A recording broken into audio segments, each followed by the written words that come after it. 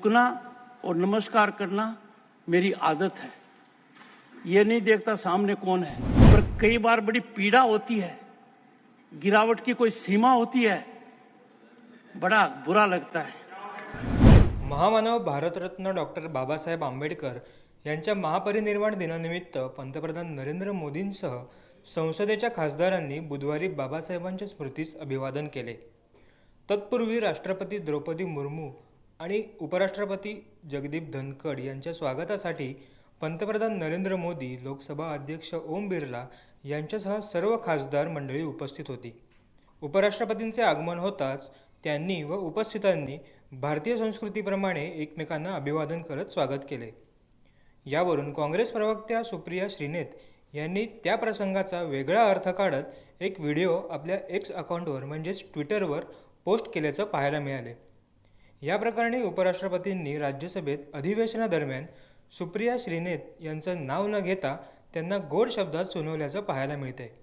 ते नेमकं काय म्हणालेत पहा संपूर्ण व्हिडिओ। हम लोकसभा अध्यक्ष ओम बिरला को वहाँ पर देख रहे हैं, केंद्रीय मंत्री अर्जुन राम मेघवाल वहाँ मौजूद हैं, केंद्रीय मंत्री गजेंद्र सिंह शेखावत को हम वहाँ पर देख रहे हैं और इंतज़ार हो रहा है कि कब जो महामहिम राष्ट्रपति द्रौपदी मुर्मू हैं जब वो आएंगी और आज राष्ट्रपति, उपराष्ट्रपति, प्रधानमंत्री मिलकर बाबा साहब को श्रद्धा सुमन अर्पित करेंगे। लोकसभा अध्यक्ष मौजूद हैं, केंद्रीय मंत्री, सांसद भी श्रद्धा सुमन अर्पित करेंगे और ये तस्वीरें आप देख रहे हैं संसद परिसर से। आज का दिन के बहुत अहम उपराष्ट्रपति जगदीप धनखड़ भी पहुंच गए हैं संसद परिसर आज इस कार्यक्रम में बाबा साहब अम्बेडकर को श्रद्धा सुमन अर्पित करने के लिए। तो सभी गणमान्य व्यक्ति, अतिथि वहां मौजूद और अब महामहिम राष्ट्रपति द्रौपदी मुर्मू का इंतज़ार हो रहा है जब महापरिनिर्वाण दिवस के मौके पर संसद परिसर में एक भव्य आयोजन किया गया है जहां सभी लोकसभा अध्यक्ष, केंद्रीय मंत्री, सांसद डॉक्टर भीमराव अंबेडकर को श्रद्धा सुमन अर्पित करेंगे। डॉक्टर भीमराव अंबेडकर जिन्हें हम जनक मानते हैं संविधान का, जिन्हें माना जाता है एक ऐसा दूरदर्शी जिसने एक ऐसे राष्ट्र की कल्पना की जिसमें सभी समानता के साथ आगे बढ़ें।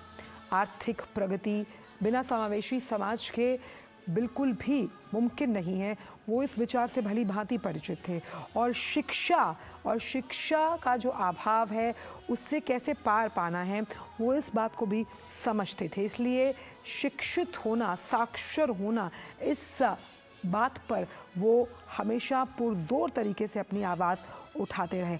अस्पृश्यता जिसका दंश उन्होंने झेला, उन्होंने यही कोशिश की कि इस तरह के माहौल से ऊपर उठकर लोग आर्थिक विकास की ओर बढ़े। ऋषि हमारे साथ जुड़े हुए हैं।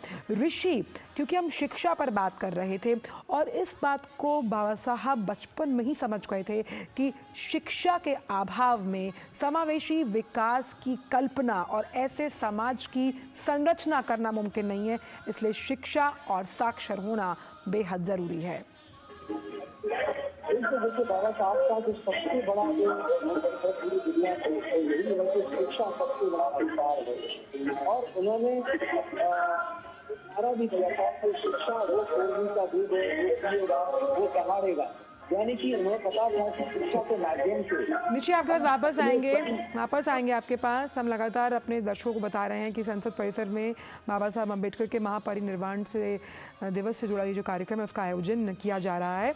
यहाँ पर संत समाज भी मौजूद है, इनफैक्ट बौद्ध धर्म के अनुयायी आज उन्हें याद करने के लिए मौजूद हैं और जिस सामाजिक समरसता का जिक्र हम लगातार कर रहे हैं, इसी सामाजिक समरसता की नींव से ही आर्थिक प्रगति का मार्ग प्रशस्त होता है। भावना बिल्कुल सही कहा आपने आंचल, और आज पूरा जो भारत है, कृतज्ञ राष्ट्र है, वो भारत रत्न डॉक्टर BR अम्बेडकर को नमन कर रहा है।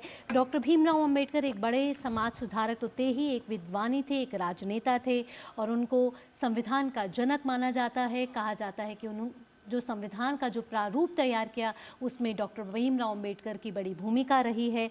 उन्होंने अपना पूरा जीवन जातिवाद को ख़त्म करने के लिए और गरीबों, अन्य पिछड़े वर्गों के उत्थान के लिए अर्पित किया। उनके अनुयायियों का मानना है कि उनके गुरु भगवान बुद्ध की तरह ही काफ़ी सदाचारी थे। तो भारतीय संविधान का जो प्रारूप देने वाले थे, जो वंचितों, शोषितों, पीड़ितों की हितों की आवाज़ थे, वो थे डॉक्टर भीमराव अंबेडकर, जिनके जो विचार हैं आज भी प्रासंगिक हैं, आज भी चिरस्थायी हैं। और संसद का ये परिसर देखिए, संसद यानी लोकतंत्र का वो मंदिर जो हमारी लोकतंत्र की आस्था, गरिमा का सबसे बड़ा परिचायक है। इसीलिए भारत को लोकतंत्र की जननी भी कहा गया है और इसी में विश्वास था बाबा साहब का। ये विश्वास इतना चिरस्थायी, इतना मजबूत था कि उनका मानना था कि जब हम तमाम प्रणालियों, संवैधानिक प्रक्रियाओं को मजबूत, सुदृढ़ करने की बात करते हैं, उसमें समावेशी समाज के साथ साथ कैसे जो वंचित हैं, जो गरीब हैं, जो महिलाएं हैं, वो कितना अहम योगदान निभाती हैं। कहते हैं कि एक महिला जब शिक्षित होती है तो पूरा परिवार शिक्षित होता है, और इसी विचार को अंगीकार करते हुए बाबा साहब अम्बेडकर और आज भी हम जो जिस तरह से सरकार प्रतिबद्ध है तमाम उन लोगों के लिए, उन गरीबों के लिए, उन वंचितों के लिए, वो जो दूरदर्शिता थी बाबा साहब अम्बेडकर की, वो यहाँ नज़र आती है। जिस आत्मनिर्भर राष्ट्र को लगातार जिसका सपना उन्होंने देखा था, आज हम नव संकल्पों के साथ उस विकसित भारत के पथ पर लगातार अग्रसर हैं। और बाबा साहब जिन्हें हम सामाजिक न्याय के पुरोधा के रूप में भी जानते हैं, उनका ये हमेशा मानना था कि समाज सबको साथ लेकर चलने वाला जब होता है तो हम आर्थिक परिदृश्य से वैश्विक पटल पर अपनी पहचान को अंकित परिलक्षित करते हैं। बिल्कुल सही कहा आंचल आपने। और जिस तरीके से हमने देखा कि डॉक्टर भीमराव अंबेडकर को चिरस्थायी करने के लिए प्रधानमंत्री नरेंद्र मोदी की सरकार ने भी कई पहल की हैं। अगर बात की जाए, आज उनका 68वां महापरिनिर्वाण दिवस है उनके पुण्यतिथि पे, तो वहीं उनकी 125वीं जयंती पर प्रधानमंत्री नरेंद्र मोदी की सरकार ने ही 26 नवंबर 2015 को संविधान दिवस के रूप में मनाना शुरू किया। और इसी संसद भवन के परिसर में भी संविधान दिवस मनाया जाता है। वहाँ पर भी कई कार्यक्रम उस दिन भी आयोजित किए जाते हैं और आज भी देश भर में कई कार्यक्रम आयोजित किए जा रहे हैं। डॉक्टर भीमराव अंबेडकर भारत रत्न, भारतीय संविधान के प्रारूप देने वाले रचयिता, भारतीय संविधान के जनक। और बाबा साहब अम्बेडकर हमेशा से इस बात को परिलक्षित करते गए, कहीं ना कहीं अंकित करते गए कि किस तरह से सभी को साथ लेकर चलना बेहद ज़रूरी है।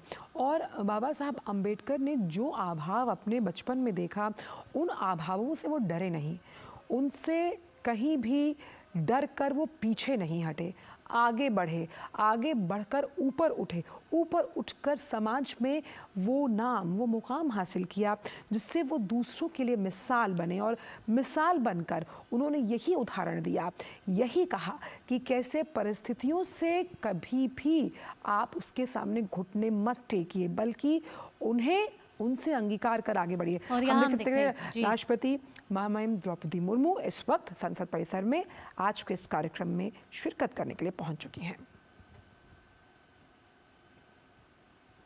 तो अब राष्ट्रपति द्रौपदी मुर्मू, उपराष्ट्रपति जगदीप धनखड़, प्रधानमंत्री नरेंद्र मोदी, लोकसभा स्पीकर ओम बिरला सभी संसद परिसर के इस मंच पर आते हुए जहां डॉक्टर भीमराव अंबेडकर को श्रद्धा सुमन अर्पित किए जाएंगे 68वें महापरिनिर्वाण दिवस के मौके पर। और आज का दिन बेहद अहम, यहाँ पर तमाम गणमान्य मौजूद, राष्ट्रपति द्रौपदी मुर्मू, उपराष्ट्रपति प्रधानमंत्री नरेंद्र मोदी, लोकसभा स्पीकर ओम बिरला, केंद्रीय मंत्री अर्जुन राम मेघवाल को भी आप देख सकते हैं, तमाम अन्य सांसद मौजूद हैं, गणमान्य मौजूद हैं आज के इस कार्यक्रम के लिए। श्रद्धा सुमन अर्पित करती हुई महामहिम राष्ट्रपति द्रौपदी मुर्मू संसद परिसर में जो महापरिनिर्वाण दिवस का आयोजन किया गया उसके उपलक्ष्य में बाबा साहब अम्बेडकर को पूरा कृतज्ञ राष्ट्र आज कर रहा है नमन। राष्ट्रपति द्रौपदी मुर्मू ने भी अर्पित किए श्रद्धा सुमन। और यहीं आप देख सकते हैं उपराष्ट्रपति जगदीप धनखड़ भी पुष्प अर्पित करते हुए भारत रत्न डॉक्टर भीमराव अंबेडकर को सभी अपनी तरफ से श्रद्धा सुमन अर्पित करते हुए, सभी अपनी तरफ से श्रद्धांजलि अर्पित करते हुए। और यहाँ बौद्ध धर्म के अनुयायियों से भी मिलते हुए साथ ही साथ प्रधानमंत्री नरेंद्र मोदी ने भी श्रद्धा सुमन अर्पित किए।